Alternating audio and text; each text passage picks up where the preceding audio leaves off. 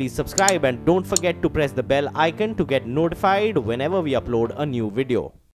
I'm going to now throw it open. I'm going to request Arnab Goswami to ask the first question. Mr. Jaitley, congratulations on a fantastic budget, which yesterday was described by many people as being popular while not being populist. It's very comprehensive and has been appreciated by all. We would like to ask you a little bit about the details of the two big schemes. First, on the health insurance scheme, which is path-breaking, impacting potentially 500 million people. Three questions specific to it. When is the date of implementation that you have in mind? Two, have you allocated a specific corpus to it? Some criticism from the opposition parties that has not been thought out about. And the principal economic advisor said yesterday on the program that some money has been allocated and some more will be done in the future.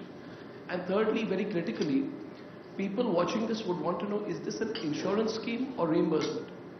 Or a mix of both? You see, the scheme was originally envisaged in the Niti Aayog itself. And you have an expert in public health who's a member of the Niti Aayog, a top medical professional himself, who after detailed consultation, having spent a lifetime in this area, had come up with this idea.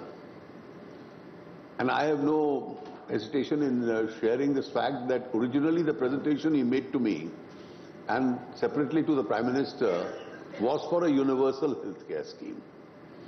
And they envisaged that it's about time that India started thinking in terms of a universal healthcare scheme.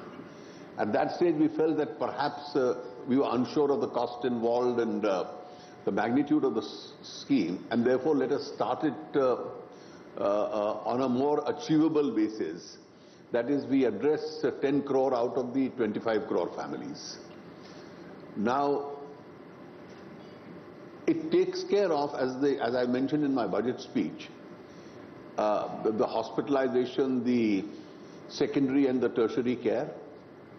Obviously, it will involve various state hospitals. It will also involve selected private hospitals. It can be on a trust model, it can be on an insurance model. It is not on a reimbursement model because there are too many complaints which come on the reimbursement model. This model between Niti Aayog and the Health Ministry will now be worked out. The date of implementation will be in the next financial year. That is the year commencing from the 1st of April 2018 itself. So sometime in the course of the year it will be rolled out. And I have said in my speech that this year, just to start off initially, when you start these schemes, you earmark a certain amount of money, and then whatever funds are required as the scheme rolls over is made available. It will be entirely state funded, and we've already provided 2,000 crores. But what will be the, let us say, assume it's an insurance scheme. One of the factors is that when you have large number of people, the premium itself, the per capita premium shrinks. And therefore, whether it is X amount over and above 2,000 crores, I've said that in my budget speech, would also be made available in the course of the year. In the coming year, I see a more comfortable situation as far as revenues are concerned, because the graph as far as direct taxes are concerned, as a result of the series of the steps which we've taken, I think has moved very fast. In the budget speech, I had said that normally the tax buoyancy in direct taxes has been 1.1. That is, if the economy, if the nominal GDP grows by 10%, your taxes grow by 11%. But in the last 2 years, post-demonetization, and as a result of the GST, it's been almost 1.9 and 2.1. That's been the direct tax buoyancy. The number of direct tax assessees itself has gone up.